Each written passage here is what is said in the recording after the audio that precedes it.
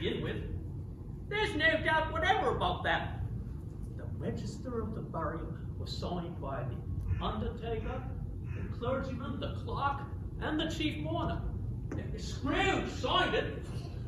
And Scrooge's name was good for anything she chose to put her hand to. That's the story we have to tell this year. Scrooge never painted out old Marley's name. Old Marley was as dead as a doornail. Scrooge was Marley's sole executor, sole administrator, sole friend, and sole mourner. And even Scrooge was not so dreadfully cut up by the sad event. For Scrooge had an excellent head for business. She solemnized the funeral with an undoubted bargain, the reusable casket.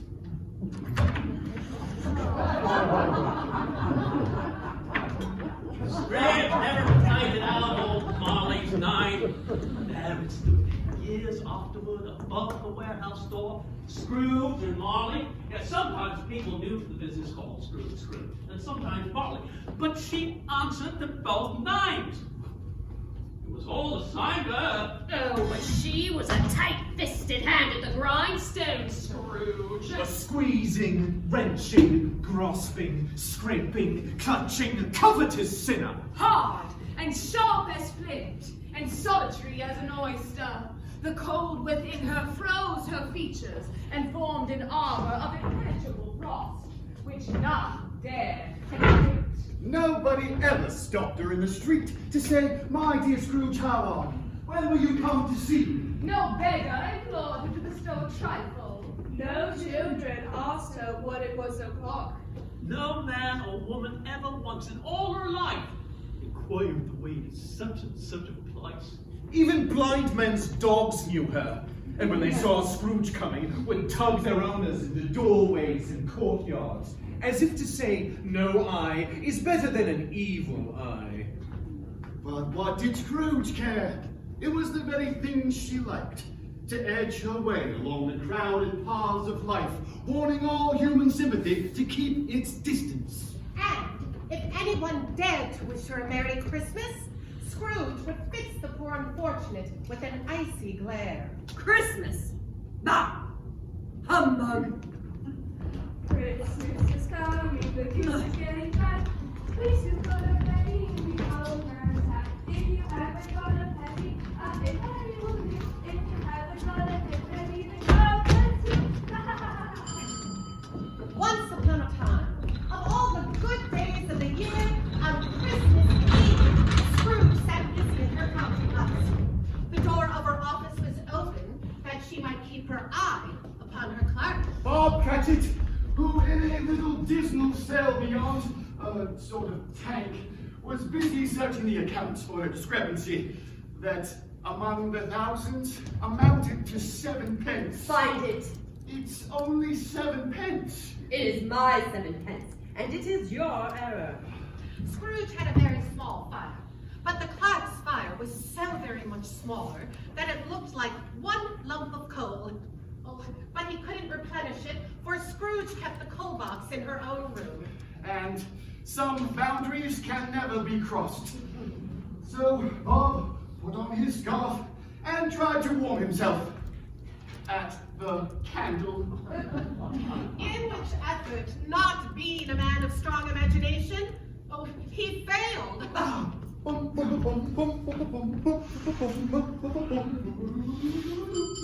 Oh, Merry Christmas, Bob! Family well, I trust. Merry Christmas, Mr. Brandt. Yes, as well as can be expected given our blessings. The spirit. Merry Christmas, Arms! Humbug. Christmas a humbug? You don't mean it, I am sure. I do. What right have you to be married? You're poor enough. Well, what right have you to be contrary? You're rich enough. One can never be too rich or too... Never mind. Don't be cross, Aunt. What else can I be when I live in such a world of fools as these? Fools and swindlers and idle loafers. Oh, what is Christmas time to you? But a time for paying bills with no money. time for finding yourself 1 year older and not 1 hour richer. A time for buying a mountain of unnecessary trifles with credit that only leaves you deeper in debt. Oh, if I could work my will, every idiot who went about with no Christmas on his lips would be boiled in his own pudding and buried with a stake of holly through his heart. Aunt! Nephew, keep Christmas in your way. Let me keep it in mine. But you don't keep it. Let me leave it alone then. Much good will it do you? Much good has it ever done you? There are many things from which I might have derived good, by which I have not profited. I dare say Christmas among the rest.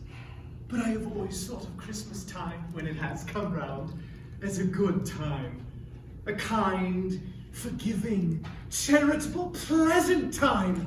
The only time I know of when men and women seem to open their shut-up hearts freely and to think of people below them as if they really were fellow passengers to the grave, and not another race of creatures bound on other journeys.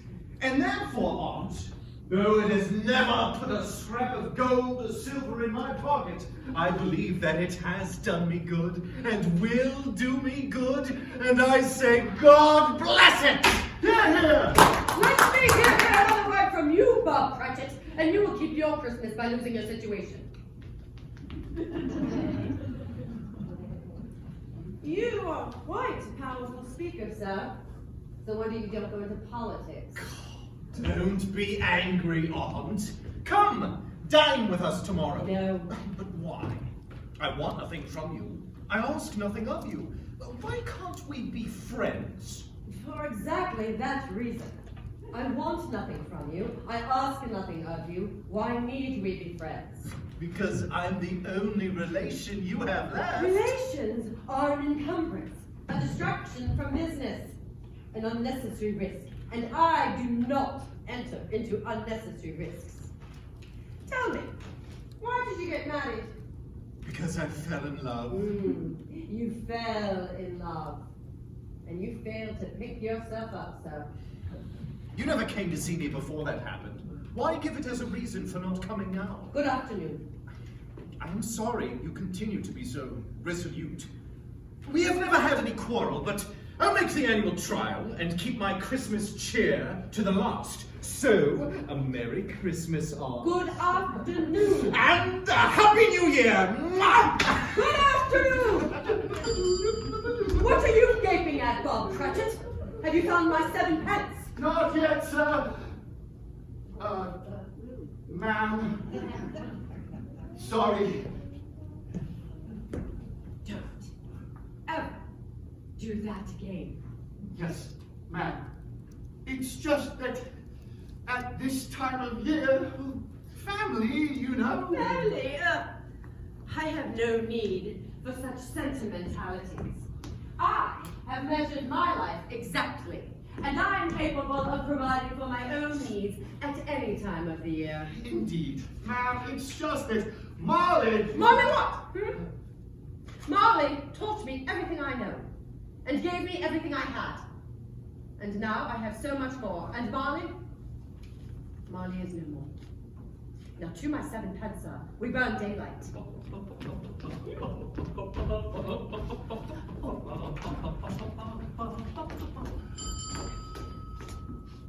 Good afternoon, I'm Scrooge and Marley, I believe. Have we the pleasure of addressing Scrooge or Marley?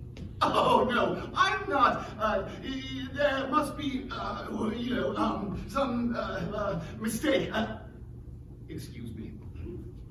I am Scrooge. And I assure you it would be no pleasure to meet Marley. Marley has been dead these 7 years. 7 years is very night, in fact. Our belated condolences, madam. No, we have no doubt his surviving partner represents his liberality. Ha!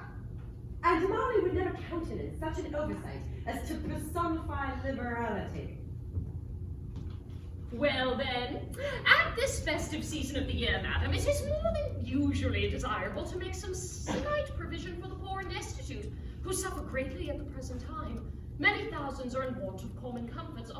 Other thousands are driven to desperate measures to secure common necessities. Are there no debtors' prisons Plenty of prisons. and the poorhouses, are they still in operation? They are. I wish I could say they were not. The treadmill and the poor law in full vigor? The fullest vigor, I regret to say. From what you had said, I thought at first that something had occurred to stop them in their useful course. I am very happy to hear that all systems are operating as intended.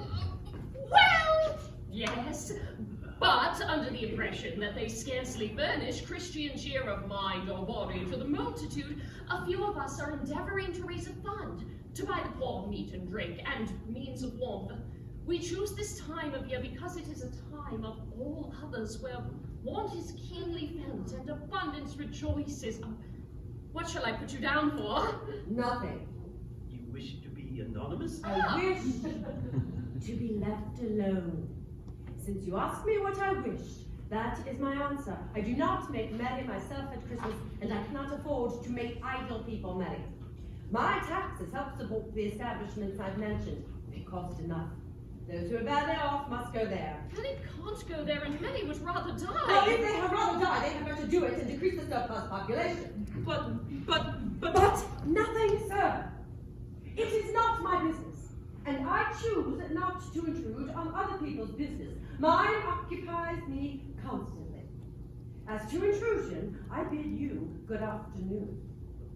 Good afternoon! And no sooner had the two stumbled out of the office in bewilderment, then they spied a pair of ruddy children skipping to Scrooge's door. Stay away, for the love of God! Run! It is a harsh world. Better they learn that now. Stop! None of that! Begone, or I will summon the police!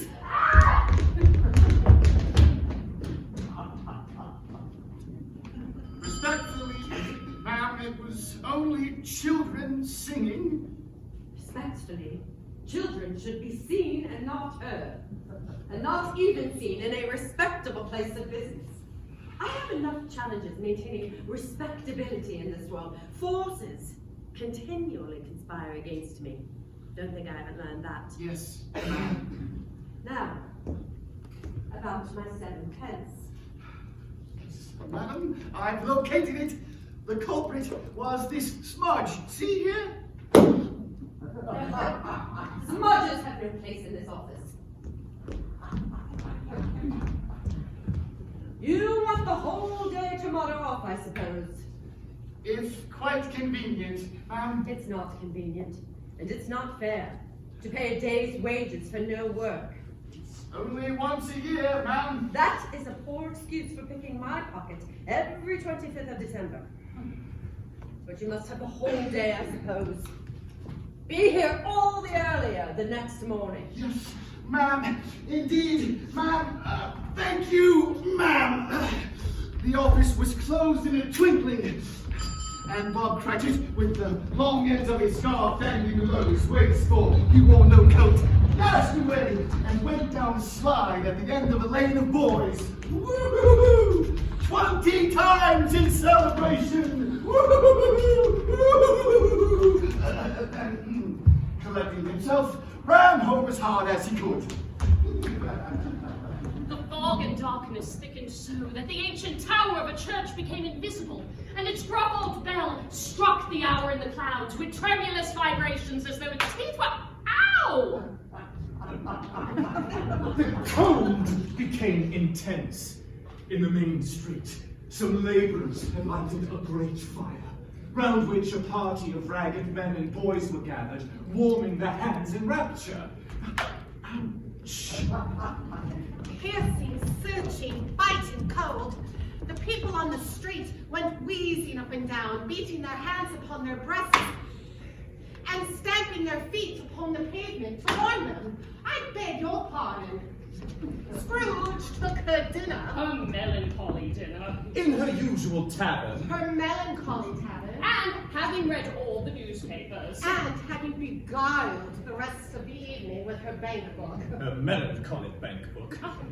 Went home to bed. She lived in chambers which had belonged to her deceased partner, Marley. They were a gloomy suite of rooms, old and dreary, for nobody lived there but Scrooge, and the yard was so dark that even Scrooge, who knew its every stone, was fain to grope with her hands.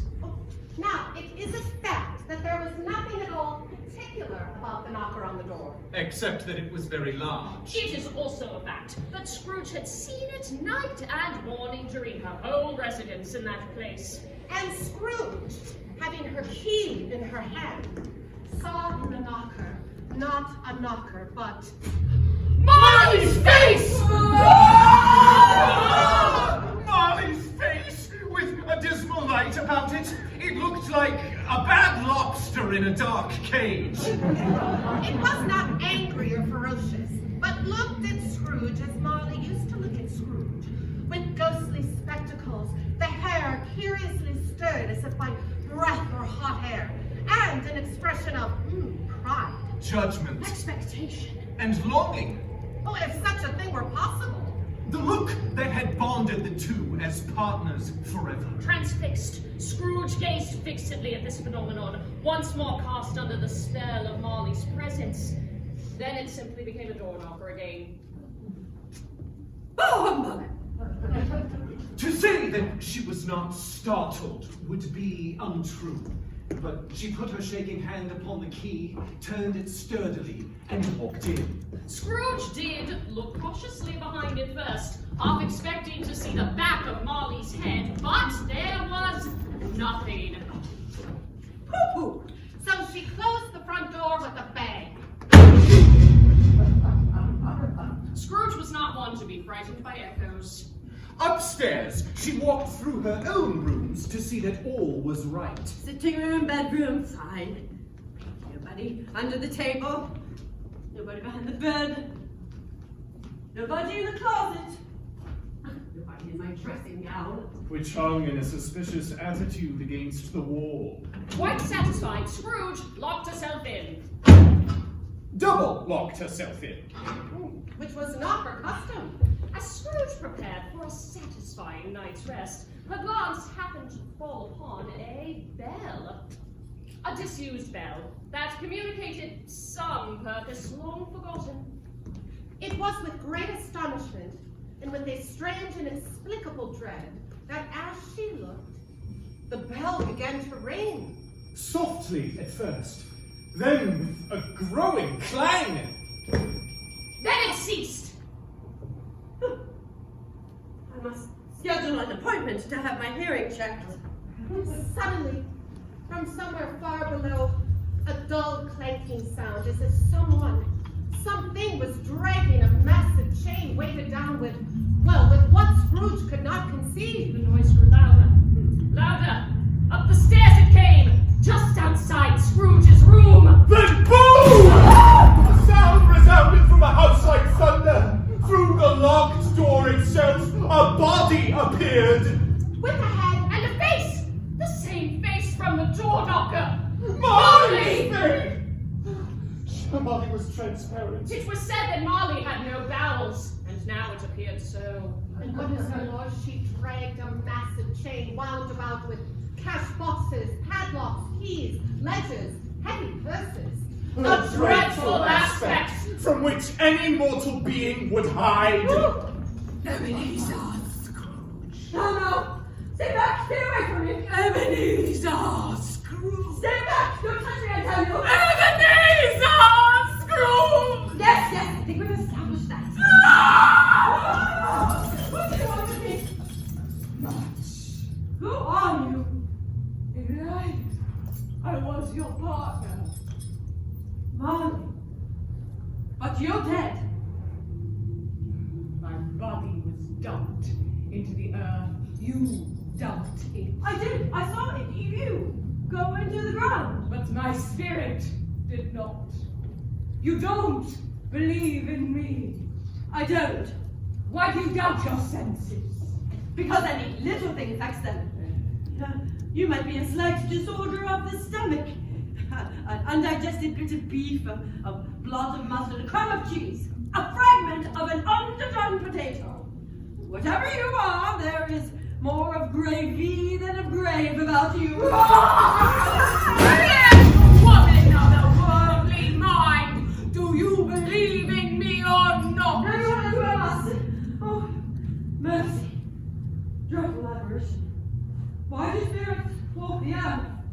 Most particularly, why do they trouble me?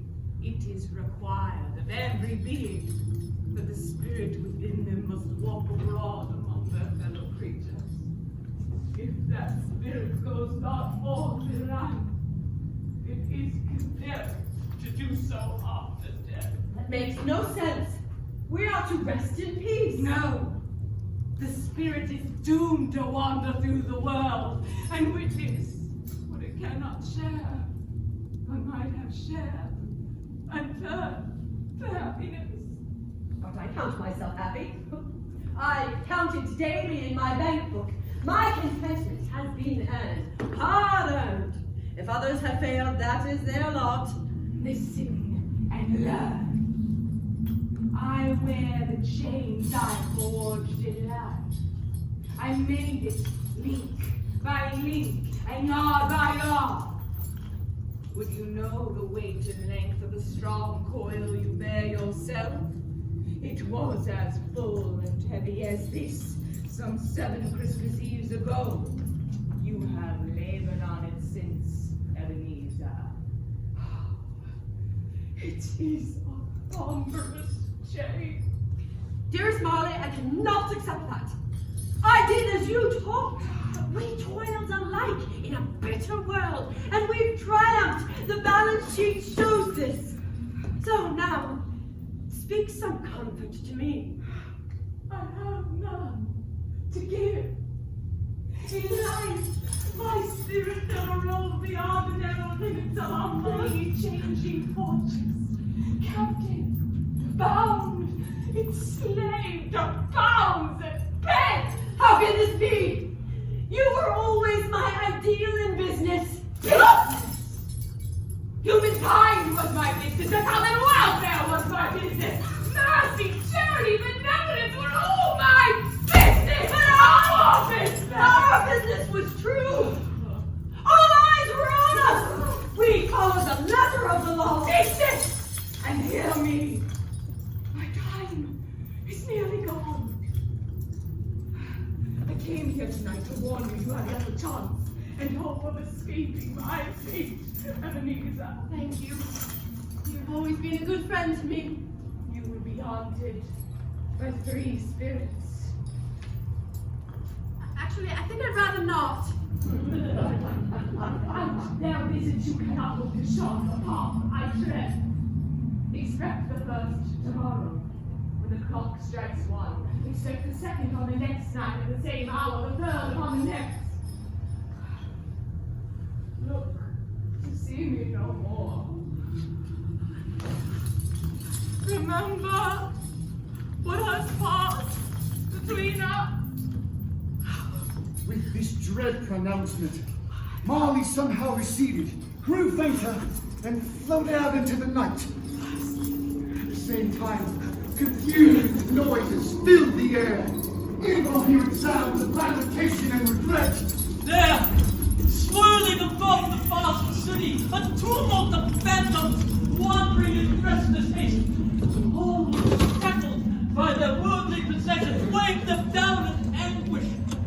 Most were men, it is true, but some were women, and many had been personally known to Scrooge. No, this is impossible. I believe in exact calculations, in provable facts and evidence. Once a body is dead, it is gone over. And life is no more. Strong, capable, independent, living people can take care of themselves. I accept none of this. A good night's rest will put all of this to rest. Oh. Bah, humbug!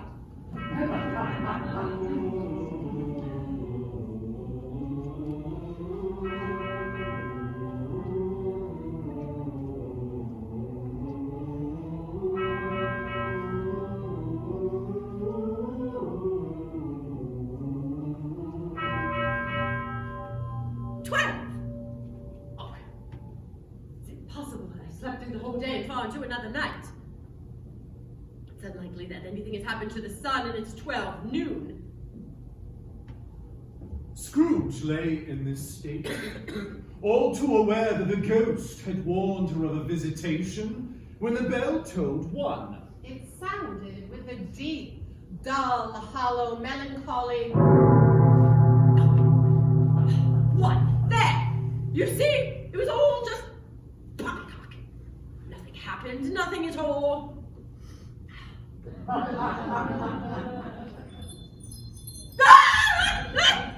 A strange figure, young and alluring, though viewed through some supernatural medium which gave her beauty an unnatural appearance. Are you the spirit whose coming was foretold to me? I am.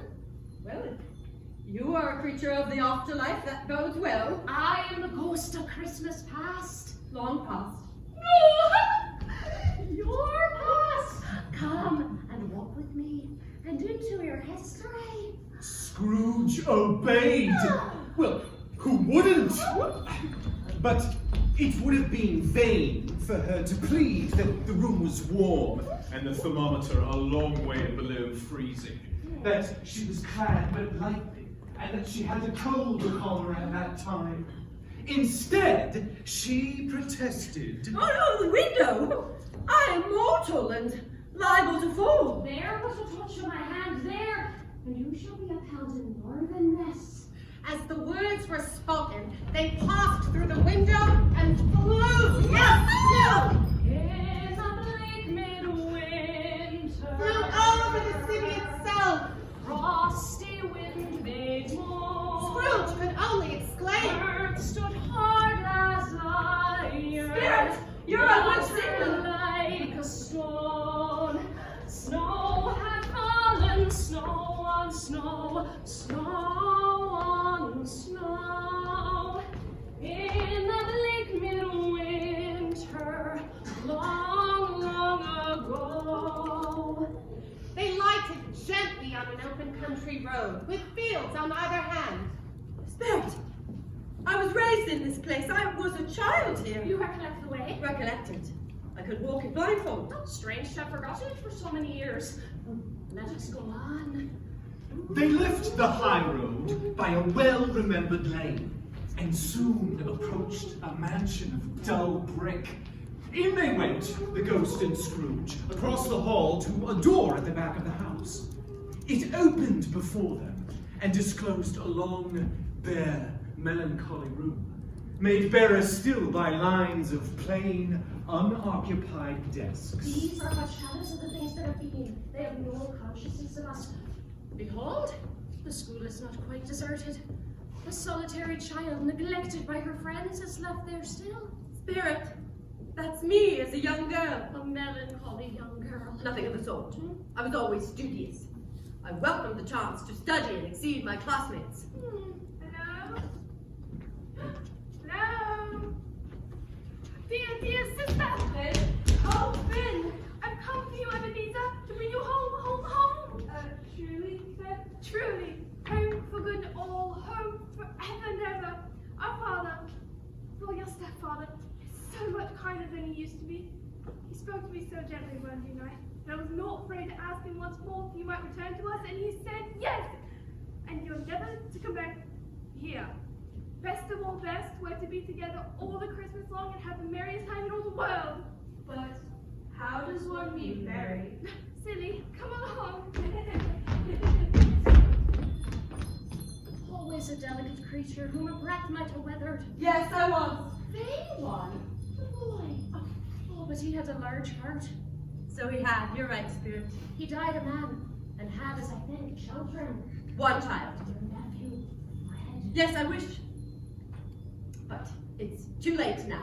What's the matter? Nothing. There were some children singing a Christmas carol outside my door. Perhaps I could Let us see another Christmas. In a moment, they left the school behind them, and were now in the busy streets of a city. Here, too, it was Christmas time again, and the streets were lighted up. The ghost stopped before a certain warehouse door. Do you know this place? know it. I was apprenticed here. It's Fezziwig's. Oh, and there's old Fezziwig himself. Oh, bless his heart. It's Fezziwig alive again. Oh, there! Ebeneza, Dick! Dick Wilkins, Jr. very attached to music. Dear, dear. But where is Ebeneza? Where am I, Spirit? Dealing with the account, of course. Oh. Spirit, must I see myself as a young girl? You may do more than that.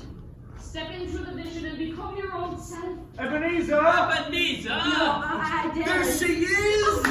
Ebeneza! Now, Ebeneza, put down that ledger. The business day is over and it's time to celebrate the season. But so we can't. I cannot reconcile these accounts. There must be some mistake. It's for 7 pence.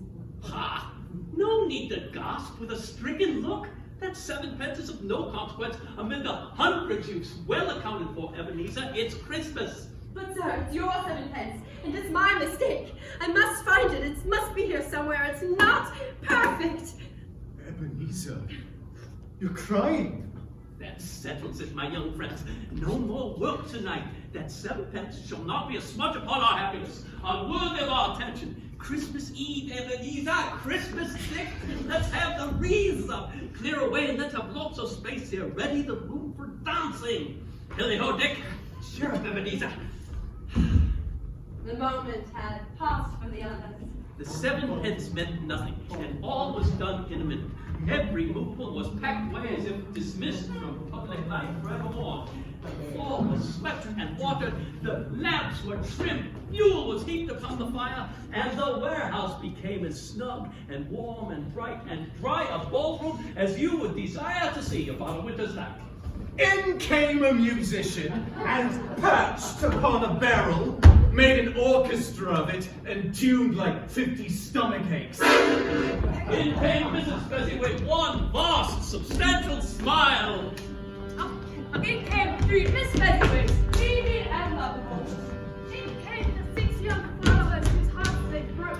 In came all the young men and women employed in the business. In came the housemaid with her cousin, the baker.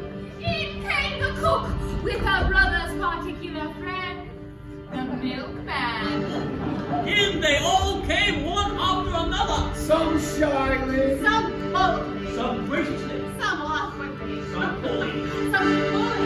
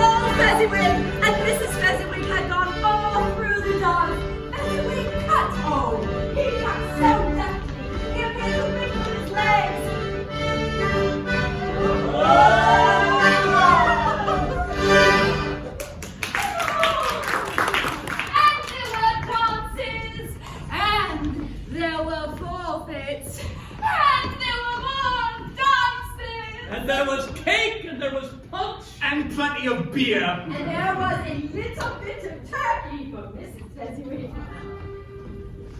I do like a little bit of turkey at Christmas time.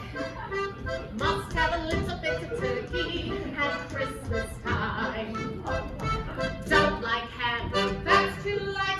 I got a pretty good appetite. Give me a little bit of what I like, and I'm all right. But I do like a little bit of turkey at Christmas time.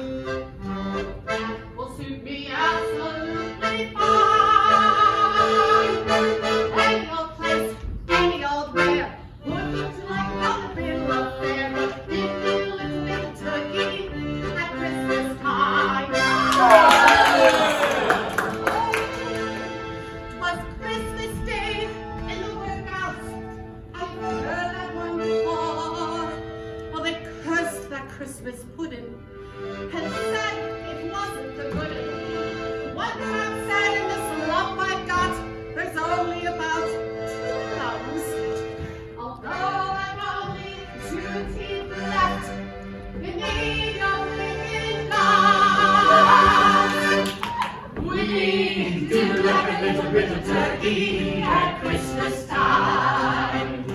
Must have a little bit of turkey at Christmas time. Don't like that, that's too light, 'cause we got a pretty good appetite. Give us a little bit of what we like, and we're all right, quite all right. But we do like a little bit of turkey at Christmas time. That will suit us absolutely fine. Whether it rains, whether it snows, we must have a nibble at the parson's nose.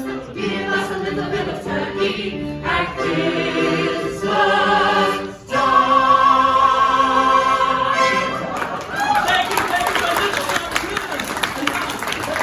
Remember those who fought before us this year and those who we have yet to meet.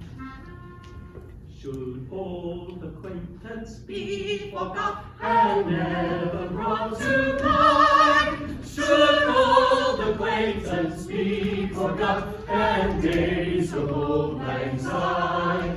For old lang syne, my dear, for old lang syne, we'll take a cup of kindness yet for days of old lang syne. A small matter to make these silly folks suffer the gratitude. More. He has spent but a few pounds of your mortal money. 3 or 4, perhaps. Is that really so much that he deserves this praise? It isn't that. It isn't that, Spirit. He has the power to render us happy or unhappy, to render our service light or burdensome, a pleasure or a toil. No, the happiness he brings is quite as great as if it cost a fortune. What is the matter? Nothing. I should just like to have a word or two with my own clerk just now. Oh, those 7 pence. Precisely. 7 pence. Ebenezer, A smudge, a mistake. Ebenezer, I must find my error bill. It's here somewhere. Ebenezer, it matters little. What did you say? I matter little. To you, very little. What? Another idol has displaced me. And if it can cheer you and comfort you in time to come, as I would have tried to do, I have no just cause to grieve. What idol has displaced you? A golden one. Bill, there is nothing on earth as hard as poverty. I must be vigilant to protect the assets entrusted to me, for there is nothing that poverty professes to condemn with such severity as the honest pursuit of substance. You fear the world too much. I have seen your nobler aspirations fall off one by one until the master passion, gain, engrosses you. Have I not? Women like me must fear the world. And even if I have grown so much wiser, what then? I am not changed towards you, am I?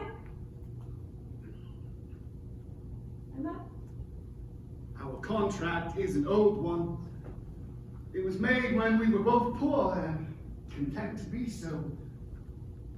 You are changed. When it was made, you were another person. I was a foolish girl. Your own feeling tells you you were not what you are. I am. And so, Ebenezer, I release you. I have a sought release. In words, no, never. What then? In a changed nature, an altered spirit, in everything that made my love of any worth or value in your sight. If this had never been between us, tell me, would you accept my modest proposal of marriage now? No. Your mind is made up. You are determined to abandon me, it seems. You know that is not true. I would gladly think otherwise if I could. But if you were free today, tomorrow, yesterday, can even I believe you would choose a penniless man, you who weigh every transaction like gain? Or, if you were false to your one guiding principle, do I not know that repentance and regret would surely follow? I do. And so I release you with a full heart for the love of who you once were. Bill?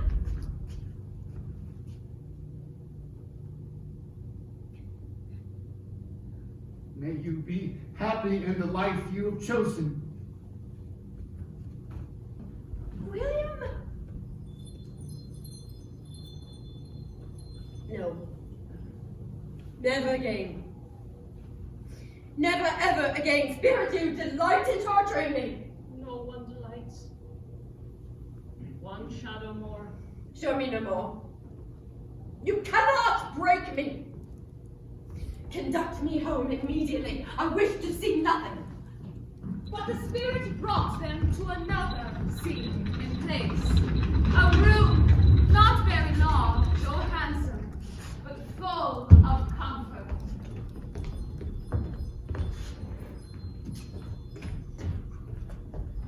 There, reading his book, sat a handsome young boy, so very like the last that Scrooge believed it was the same, until she saw him, now older, standing by the fire. When the mistress of the house sat down beside her dear son, Scrooge felt a torch sear through her heart that was quite at odds with the peaceful scene before her. Bill, I saw an old friend of yours this afternoon. What was it? Your old belle, Ebeneza Scrooge, it was. Ebeneza? That's a funny name. Goodness, I haven't thought of her for years. I passed her office window. It was not shut up, and she had a candle inside. Her partner lies on the point of death, I hear. And there she sat alone. Quite alone in the world, I do believe. Had hoped Marley would have unlocked the heart she so carefully secured. It seems not. Come along, darling. Time for bed. So very sad. Spirit, remove me from this place. I cannot bear it. I told you that these were the shadows of the things that have been, that they are what they are. They cannot be changed. So very sad. Never let me risk this again. Take me back. Take me back.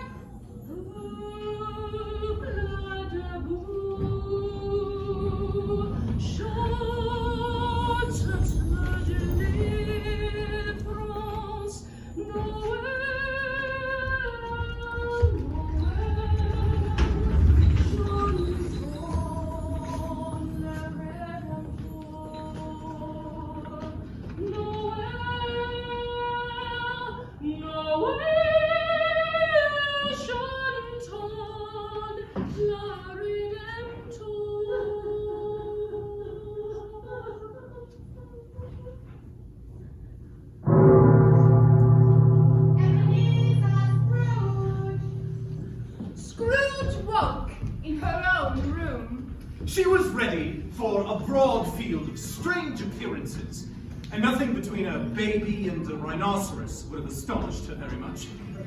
She was not, however, prepared for nothing. The old room had undergone a transformation. It was hung with living green, and it looked a perfect grove. Holly, mistletoe, ivy reflected back the light, as if so many little mirrors had been scattered there, and such a mighty blaze went roaring up the chimney, Which had never been known in Scrooge's time. Heaped upon the floor to form a kind of throne were turkeys, geese, game, Poultry, brawn, great joints of meat, Suckling pigs, long wreaths of sausages, barrels of oysters. red-hot chestnuts, cherry-cheeked apples, juicy oranges, luscious pears, immense cakes, and seething bowls of punch that made the chamber dim with their delicious steam. In easy state among the abundance, there appeared a jolly giant glorious to see. Hello! Oh, come and know me better, woman. I am the ghost of Christmas presents. Look upon me. You have never seen the like of me before. Never. Have you never walked forth with the younger members of my family? Meaning, for me? For I'm very young. My sibling Christmases of these recent years. Spirit, I barely comprehend your meaning. Have you had many siblings?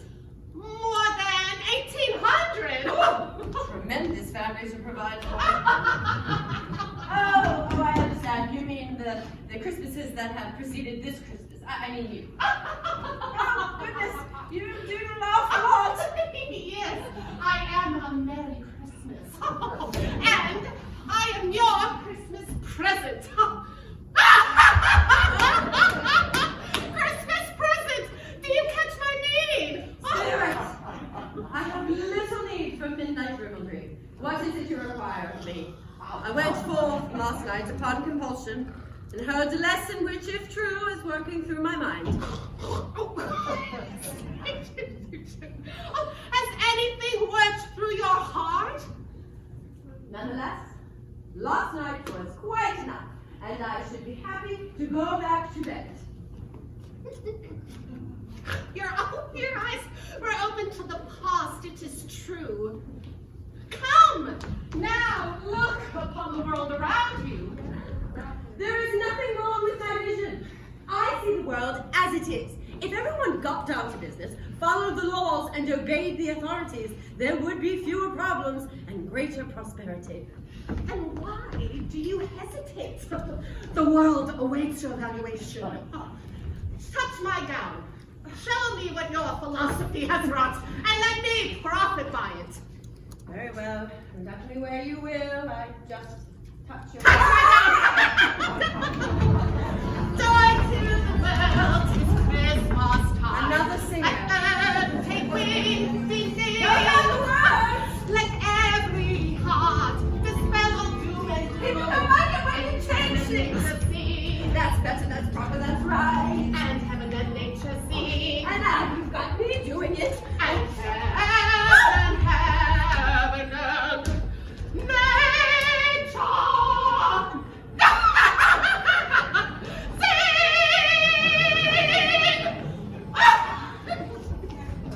And with such caterwauling, Holly, mistletoe, ivy, Turkey, geese, game, poultry, brawn, meat, pigs, sausages, oysters, cakes, fruit, and punch.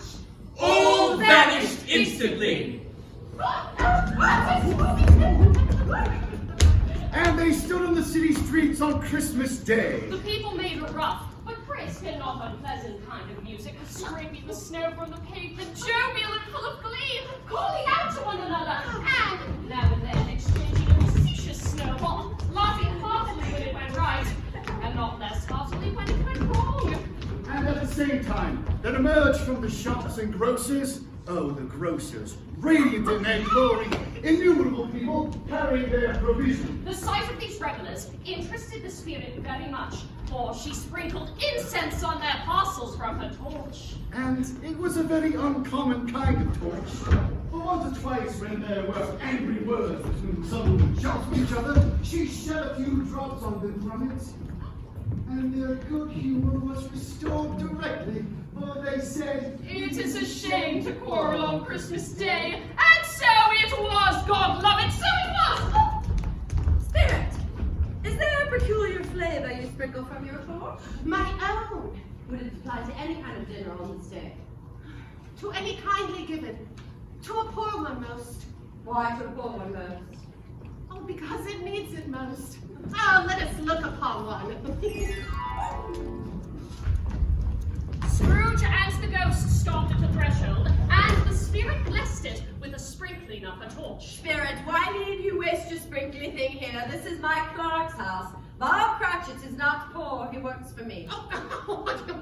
Then up rose Mrs. Cratchit, Bob's wife, dressed out but poorly in a twice-turned gown, but Raven ribbons, which are cheap and make a goodly show. Meanwhile, the eldest son, Master Peter Cratchit, plunged a fork into the potatoes, somehow getting the corners of his monstrous shirt collar into his mouth, yet rejoiced to find himself so gallantly a tyrant. Goose, goose, goose, goose. I smell the Christmas goose. You are a proper Christmas goose, Belinda.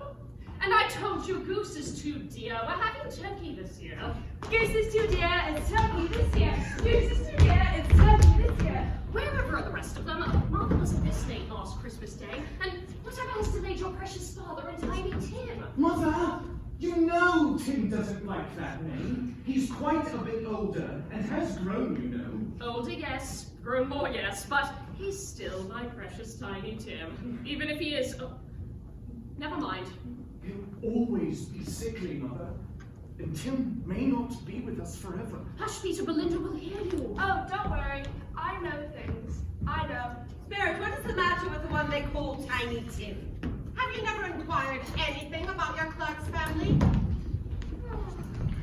But here's Martha, brother, and that's joy, Martha, there's such a day. Why, bless your heart alive, my dear. How late you are. Oh, we had a deal of work to finish up with the millinery. My fingers ache. On Christmas Day, it's a sin. Oh, well, sit down by the fire, my dear, and warm up. Oh, Lord bless you. No, hide, Martha, hide. Father's coming. We'll play such a joke on him. Go down, go down.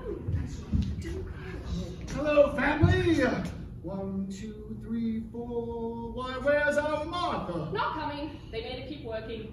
Anything for another pound of profit. Not coming? Not coming upon Christmas Day. She's just hiding, Bob Cratchit. Look about, look about. Oh, here I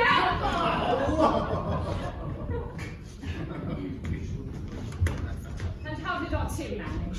As good as gold, and better.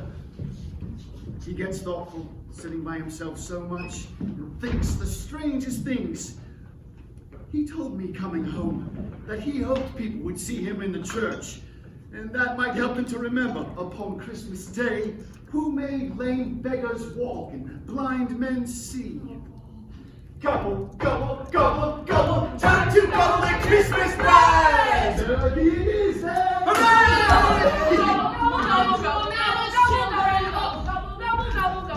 Quiet, Belinda.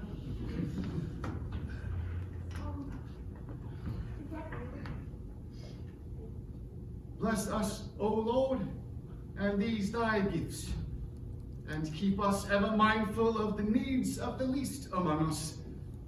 And may we be ever grateful for the abundance in our lives. Amen. Dig in, everyone!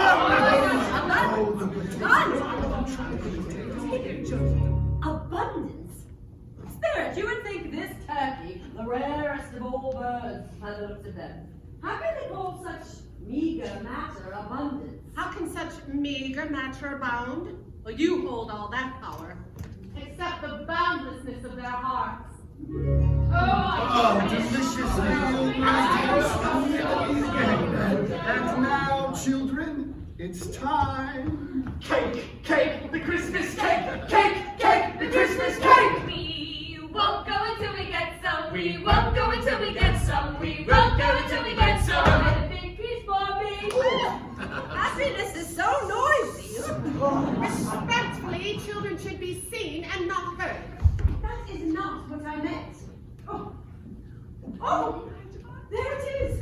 The Christmas cake. It didn't break apart or get stolen. It's perfect. Oh, wonderful cake, my dear. I regard it as the greatest success achieved by you since our marriage. I must confess I had my doubts about the quantity of flour. A toast to, yes, the founder of our feast, Madam Scrooge.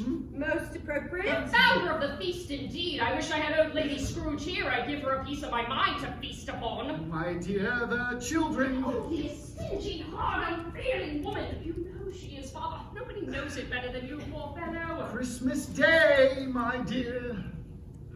Well then, I'll drink to her health for your sake and the day's, not hers.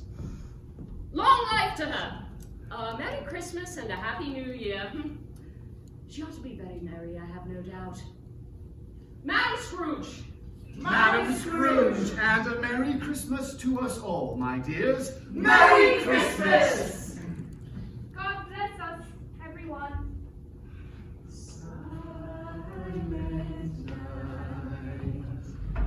Him, spirit. Him, he is unwell. Tell me that too, Joseph. I see a vacant seat in the poor chimney corner, a crutch without an owner. If these shadows remain unaltered by the future, the child will die. No. No, kind spirit, that cannot be. He must be spared. If these shadows remain unaltered by the future, the boy must join my spirit race. What then? If he like to die, he had better do it than decrease the surplus population. Not for someone I know, not for someone I see. How much greater must be the mercy for someone you do not know? How much larger must be the generosity for someone you cannot see? I liked you better when you laughed more. But now, without a word of warning from the ghost, they flew to a bleak and desert moor, to a place where miners live who labor in the bowels of the earth. But they know me. They know my laughter.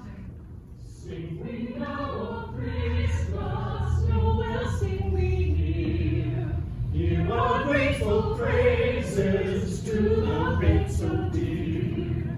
Sing we Noel, the King is born Noel. Sing we now of Christmas, sing we now Noel. We did not tarry here, but passing on above the moor, sped above the black and heaving sea.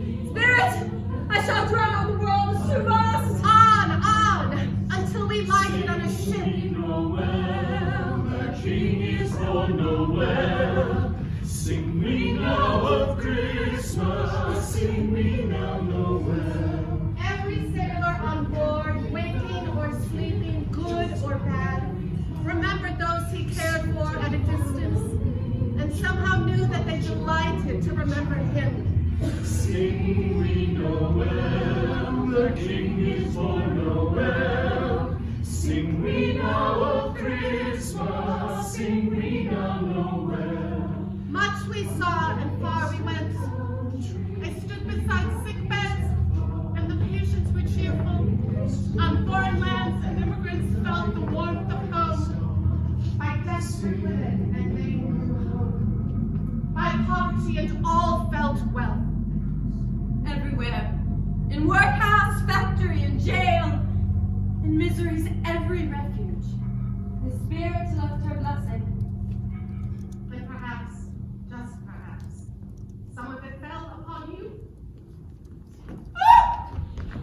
So it came as a great surprise when, in an instant and in eternity, they were surrounded by a room full of hearty laughter.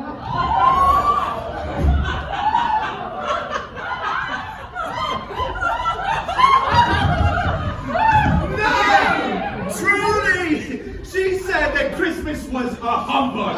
As I live, she believed it too. Well, more shame for her, Ray. Oh, darling, she's a comical old goose. Honk, honk. And not so pleasant as she might be. Well, she can afford to be whatever she likes. But has anyone ever witnessed a moment of gratitude from her? Inconceivable! I'll grant you, her wealth brings her no joy. She certainly doesn't allow it to bring joy to others. She's never going to benefit us with it. Well, I have no patience for her. I do. I am sorry for her. Who suffers by her ill whims? Herself, always. Well, she won't come to dine with us. What's the consequence? She loses pleasant moments and some pleasanter companions. So I mean to give her the same chance every year, whether she likes it or not. She'll find me bursting into her gloomy office saying, "Aunt Scrooge, Merry Christmas!" Enough, darling. But now, a game. Let's play yes or no. Fred, you start. Think of something. That's all right. I've got it. Is it a place? No. Is it a thing? Yes. I'll tell you this at least. It's an animal.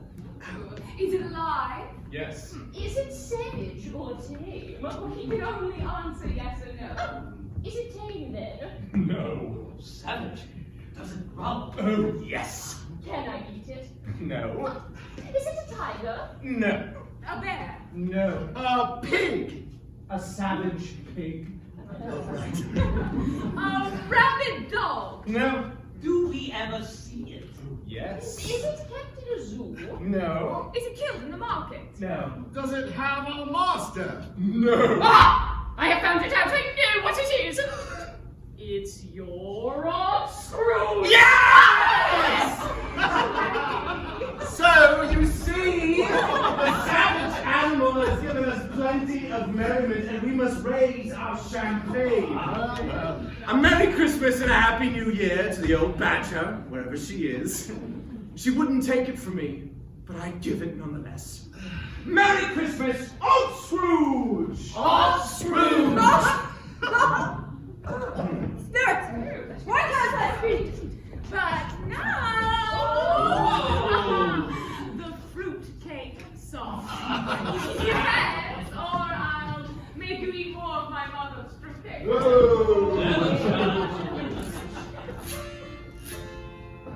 As I sat in my window last evening, a letter was brought round to me, a little gilt-edged invitation.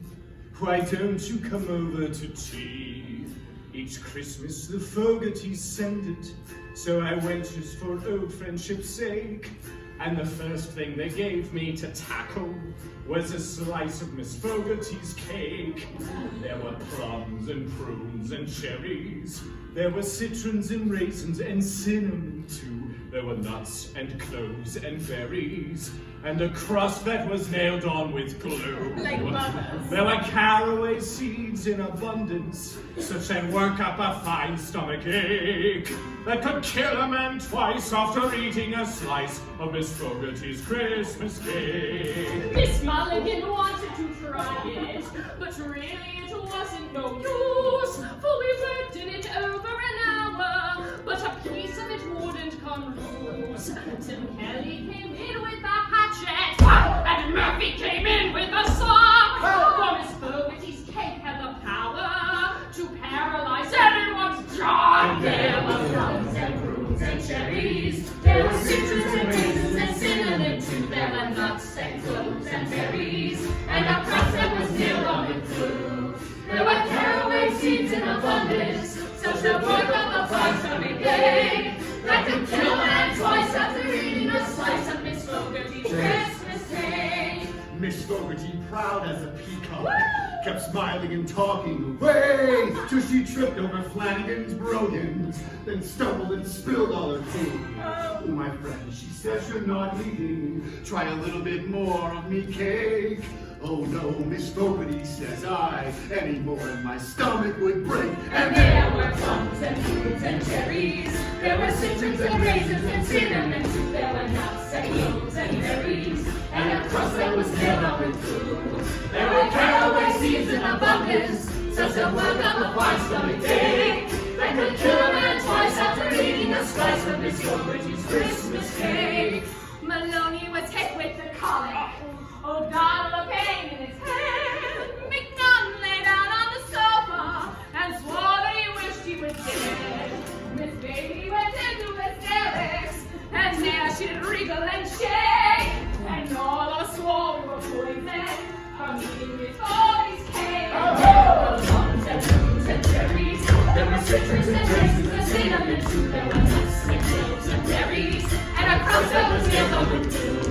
There were caraway seeds in abundance, such that work up a fine stomach ache that could kill a man twice after eating a slice of Miss Fogarty's Christmas cake. That could kill a man twice after eating a slice of Miss Fogarty's Christmas cake.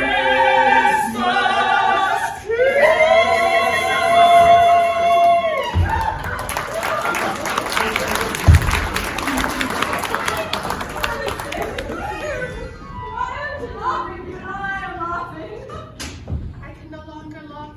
Why not? on this globe is very brief. It ends tonight. Tonight? Time draws close. Look here. Look down here. A boy and a girl.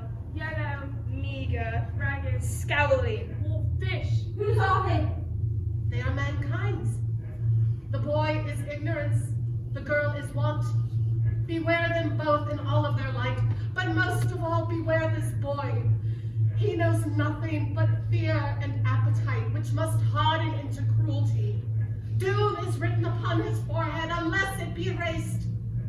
Have they no rescue? For the girl, she wants dignity and worth and shall never learn either.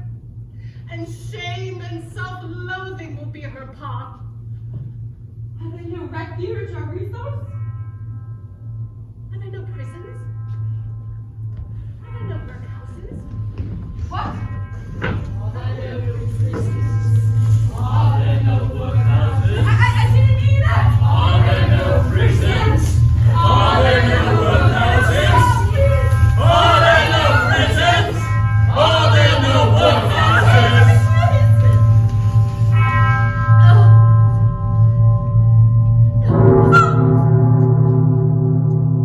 Oh, good heavens!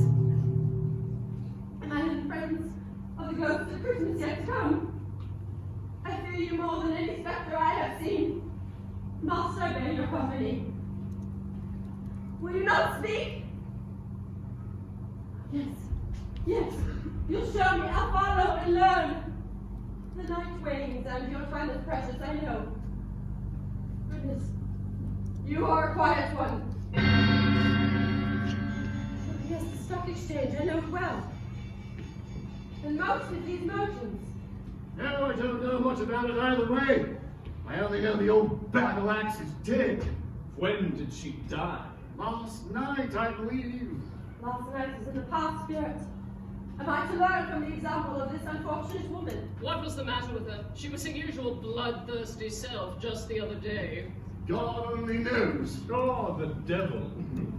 What's she done with her money? Haven't heard. Left it to her company, no doubt. A reinvestment of the capital, that shows wisdom. She hasn't left it to me, that's all I know. Well, it's likely to be a very cheap funeral, with few there. But suppose we make up a party and volunteer. I don't mind going. If a lunch is provided, I must get something out of it. Such derision, such cruelty. I can't say that I approve. Now where am I among the multitude, Spectre? I frequent the stock exchange daily. Scrooge looked about for her own image, but another man stood in her accustomed corner, and she saw no likeness of herself among the multitude. It gave her little surprise, however. She seldom saw others like herself, and almost always disapproved of them. Especially when they resembled her. Then, without warning, an obscure part of town sprang up around them. No! Goodness, that was sudden. You spirits ought to give me some warning. Oh! Now this is not a place I frequent. Can't imagine there's anything to learn in the slums of East London. A nail shop. Iron-glued rags, bottles, bones, and greasy ruffles, spot soul. Amid the wares he dealt in, a grey-haired rascal sat chewing on his pipe. A woman with a heavy bundle snuck into the shop. Then another woman, similarly laden. Let the chore woman alone to be the first, let the laundress alone to be the last. Look here, old Joe, here's a chance. What have you got to sell? Everybody's got the right to look after themselves. She always did. Who's the worse for the loss of a few things like these? Not a dead woman, I suppose. Oh, indeed. These unsavory characters must have had some business with that woman who died. But she certainly kept unpleasant company. I'd never be thought to dead here. If she wanted to keep these things for eternity, wicked old screw, why wouldn't she net you all in a lifetime instead of lying gasping out a last there alone by yourself? It's a judgment on her. Oh, mean it's true I have a clean farm. Open that bundle, old Joe, and let me know values. Speak out, Vine. What do you call this? bed curtains. Bed curtains? Very well, I'll give you this for 'em. What? Her blankets? Whose else's do you think? She ain't likely to take cold without 'em, I do dare say. There's for the blankets. Ah, you may look on these undergarments so your eyes ache, but you won't find a hole nor a threadbare place. Bet she had, and ever so fine. They'd have wasted 'em if it hadn't been for me. What do you call wasted? Putting 'em on to be buried in. Somebody was fool enough to do it, but I took 'em off again. You stole the undergarments off the corpse? I only got the petticoat, damnation. I got the dress. You're brave sorts, the two of you. Yeah, it's for the dress. But no petticoat. Nobody buys the undergarments of a dead woman. That's my line. Oh, well, that's the end of it then. She frightened everyone away when she was alive to profit us when she was dead. I see. The dread phantom, I see. The case of this unfortunate woman might be my own. My life tended that way true. But now, from what I've learned in the future, how merciful heaven poses. Well, between old Joe and the two crows. Hit it over it like jackals. You merged a corpse, wrapped in a ragged sheet. Is that the end of this piteous woman? Clap it up around. I watched. I'm wept. Are we all to end this way? Am I? Away. Show me some tenderness connected with the death, or this hideous portrait spirit shall be forever fixed in my mind. Oh, the Cratchit. Yes, they shall have a kind word, and probably a noisy one. Those children are always up to such mischief. Why is their house so quiet? And he took a child and set them in the midst of them, and Why did he not go on? Why is Belinda so still? You mustn't, Peter. Even scripture offers weak consolation. Besides, your father will be here soon. We should be strong. Strong. Scripture is no crutch. Father walks a little slower than he used to. It may take him longer. I have known him to walk very swiftly indeed, with Tim upon his shoulder in days gone by. Days gone by. Days gone by. We walked so swiftly in days gone by. Oh, here he is. Hello, family. 1, 2, 3. Nearly all gathered. Yes, Father. Martha's coming. She had to work late to help pay for... The headstone, Peter. It's all right, my dear son.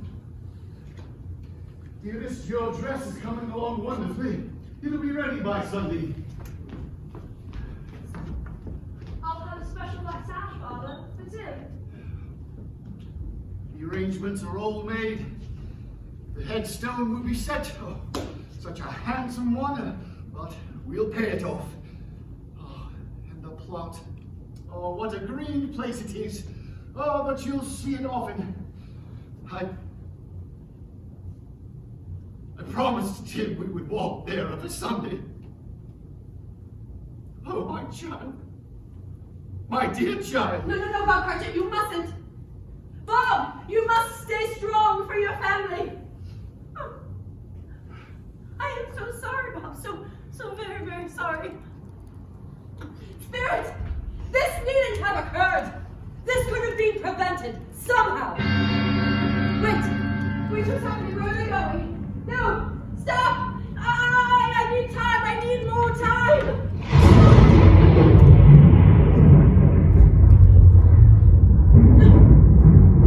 No!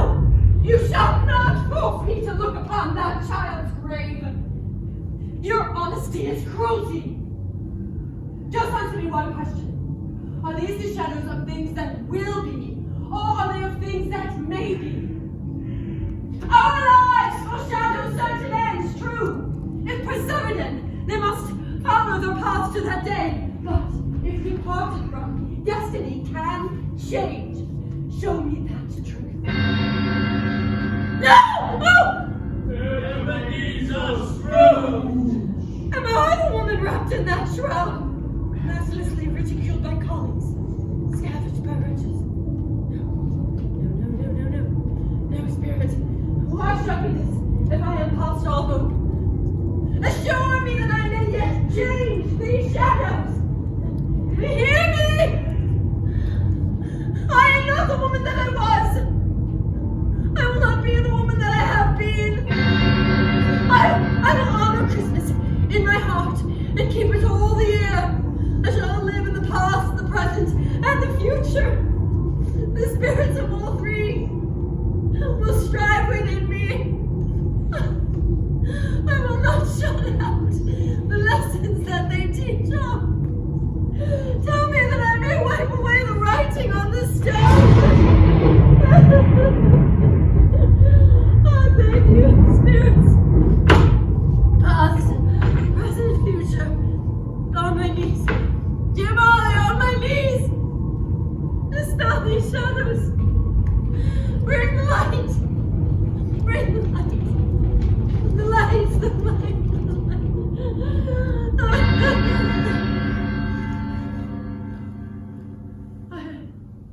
I'm here. The shadows of things that will have been. Have they been dispelled? This is my bed. This is my room. Yes, yes, yes, yes. That is where the ghost of Marley entered, and here is where the ghost of Christmas presents sat, with all that food. Oh, a bit peckish myself. Now there is where I saw all the wandering spirits. Yes, yes, it's all true. It all happened. But what day is it? How long have I been among the spirits? I don't know anything. I'm quite a baby. I don't care. I'd rather be a baby. Oh, I am as light as a feather. I'm as merry as a schoolgirl. Oh, hello there, boy in the street. What day is today? Hey? What's today? Today's Christmas Day. Oh, it's Christmas Day. I haven't missed it. Oh, hello, fine fellow. Hello. Do you know the butcher's in the next street but one? Well, I should hope I do. An intelligent boy, a reliable boy. Do you know whether they've sold the turkey that was hanging there? Not the little price turkey, the big one. What, one as big as me? A delightful boy. A pleasure to talk to you. Yes, my boy. It's hanging there now. Is it? Go and buy it. Go on, Mom. No, I mean it. Go and buy it and tell them to bring it here so that I might tell them where to take it. Come back with the man and I'll give you a shilling. Come back with him in less than 5 minutes and I'll give you half a crown. Oh, I shall send it to Bob Cratchit's. He won't know who sent it. There's never been such a joke. Oh. And in a flash, the turkey boy and butcher were handsomely rewarded, and the monstrous bird dispatched to the astonished Cratchits.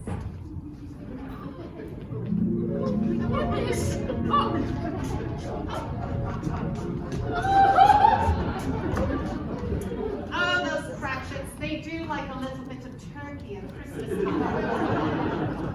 The sunlight danced upon the new fallen snow, and by some Christmas miracle, some even shone into Scrooge's gloomy courtyard. Meanwhile, Scrooge, barely dressed, set out to reconcile with the world. Oh, wait. Oh, cold. Coat.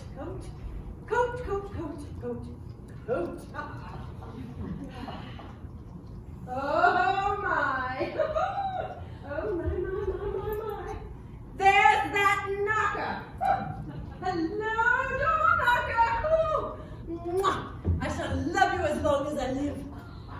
I scarcely ever looked at you before, but I will now. I shall look upon you always. Oh, the sunlight dazzles. So warm on a cold day. Oh, my dear madam. I hope you succeeded in your kind charity work yesterday. So very generous of you. Madam Scrooge? That is my name. And I fear that it might not be pleasant to you after our encounter yesterday. Yesterday feels like another lifetime.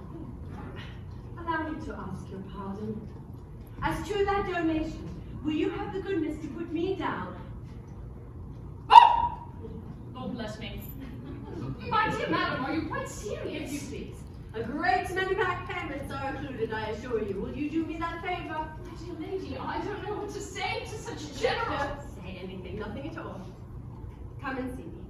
Will you promise to come and see me? I will. Oh, I thank you. I am much obliged to you. I thank you 50 times. Bless you. Scrooge hurried to church and listened attentively. This sermon is rather long, but I suddenly have many questions. But she found herself singing quite loudly.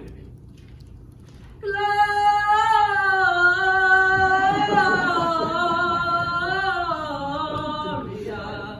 in excelsis Deo. Many looked upon her, and some even smiled. Yes, they actually smiled in church. Scrooge walked about the streets and never dreamed that any walk could bring her so much happiness. And indeed, she raised the spirits of some who had not laughed in quite a time.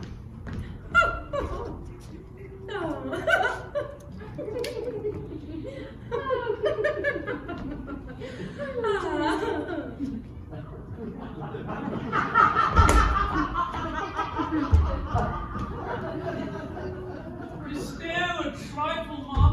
A few coppers for a bit of food? Oh, alas, sir, I am not myself, and I forgot my purse today. Quite unlike me, I assure you. Good day then, milady. Wait, sir, I find I do have a few coins on me. Isn't much, just 5, 6, 7 pence. 7 pence? Take it. Take all of it. It has been a greater burden to me than you could ever know. Thank you. Thank you, milady. A blessing on your dime. And no sooner had the Gravedigger moved away, for yes, that beggar had been the one who buried Marley, and now had fallen on hard times. For that's how the ebb and flow of life happens to others, to all others. Well, no sooner had he moved away than Scrooge saw a girl approaching, and in that young face saw something of herself. Excuse me, madam, do you have the time?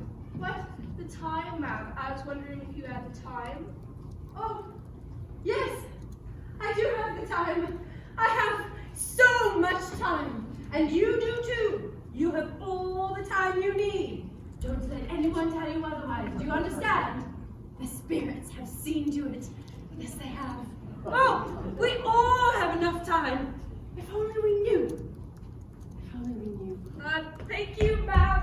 What a dear girl. Oh, it's 1:47. Oh, 1:47. It's almost time for dinner, and my nephews, I don't have time. And so, at long last, at very long last, Ebeneza Scrooge found her family again. Oh, she paced outside Fred's house for a good while before knocking. She startled the maid with a scattered ferocity. And she pressed her ear to the door and wondered if any party would welcome her as a guest. Oh, is it kept in a zoo? No. Is it killed in the market? No. Does it have our master? No. Ah, I have found it out. I know what it is. What is it? It's your Scrooge. Fred, Why, bless my soul. it is I, Fred, your Aunt Scrooge. I have come to dinner. If you'll have me, will you let me in? Let you in? Oh, Scrooge. There has always been a place for you. Wonderful party! wonderful games. Wonderful games. Wonderful happiness! She felt at home in 5 minutes. Nothing could be heartier. But she was early to the office the next morning. Oh, she was early there. If only she could catch Bob Cratchit coming in late. That was the thing she had set her heart upon. And she did it. Yes, she did. Clock struck 9. No Bob. Quarter past, no Bob. He was a full 18 minutes and a half behind his time. What do you think coming in here at this hour of the day? I am sorry, ma'am. I am behind my time. You are. Yes, I think you are. It's only once a year. It shall not be repeated. I was making rather merry yesterday. Now listen here. I'm not going to stand for this sort of thing any longer. And therefore, I am about to raise your salary.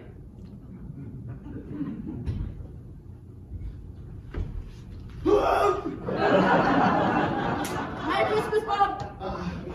What is happening? I will raise your salary, and I shall endeavor to assist your struggling family. We shall discuss your affairs this very afternoon over a glass of Christmas punch. Now, go and make up the fire. Oh, and dart another coal scuttle before you dart another eyeball, Cratchit. Scrooge was better than her word. She did it all, and infinitely more.